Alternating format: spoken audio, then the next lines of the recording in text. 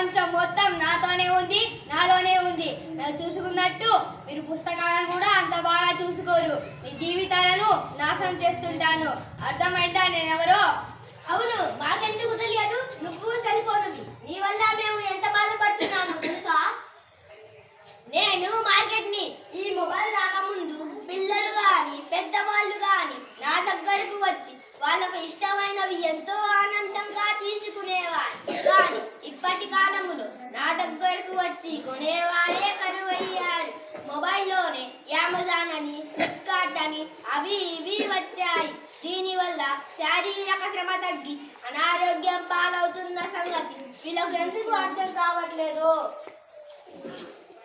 నేను torch light ని. నన్ను ఎవరు గుర్తుపట్టారు ఇప్పటి పిల్లలు? ఇప్పటి కాలంలో టార్చ్ లైట్ అంటే సెల్లో కనిపించేదే టార్చ్ లైట్ అని అనుకుంటున్నారు.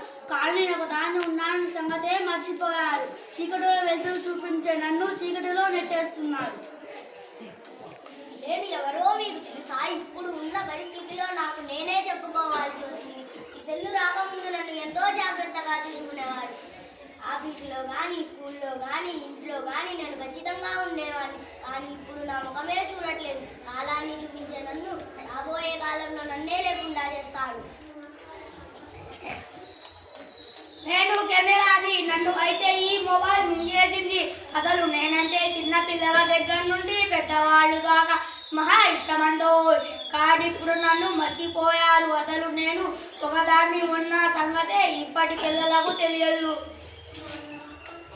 నేను టీవీని. నన్ను ఆన్ చేసిన వెంటనే అందరూ వచ్చి నా ముందు కూర్చొని వాళ్ళకి ఇష్టమైనవి చూస్తూ వాటి గురించి కబుర్లు చెప్పుకునేవారు, నవ్వుకునేవారు. కానీ ఇప్పుడు నన్ను ఓ మూలన పడేసి ఒక్కొక్కళ్ళు ఒక్కొక్క మొబైల్ పట్టుకోవడం, ఎవరి లోకాన వాళ్ళు ఉండడం బాగా అలవాటు అయ్యింది. నేను పుస్తకాన్ని. నన్ను చదివితే ఎంతో మంది మంచి మంచి పదిలో ఉంటారు. కానీ ఇప్పుడు ఈ మొబైల్ వలన నన్ను చూడడానికి కూడా ఇష్టపడట్లేదు.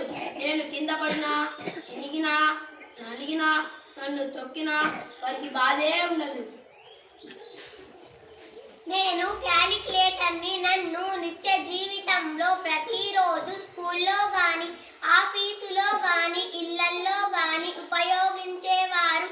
కానీ ఇప్పుడు నన్ను వాడడమే తక్కువ చేశారు. రాను రాను నన్నుగా గుర్తుపట్టకుండా ఈ సెల్లలో ఉండేదే క్యాలిక్యులేటర్ అనుకునేలా ఉన్నారు. గమ్మున కూర్చోండి. మీరు ఎంత చెప్పినా వాళ్ళు వినరు. చెవిటి వాడి ముందు శంఖ మోదినట్టే. నడిచేది మీరైనా నడిపించేది నేను. ఆలోచించేది మీరైనా ఆలోచించేలా చేసేది నేను. ఆ ఆలోచనను మార్చి వేసేది నేను. నాకన్నా గొప్ప ఇక్కడ ఎవరైనా ఉన్నారా? మీ అందరికీ, ఈ ప్రపంచానికి మొత్తానికి రాజును నేనే. కాదు అని చెప్పగలిగే శక్తి మీలో ఎవరికైనా ఉందా? అవును, నువ్వు రాజువే. వీళ్ళందరినీ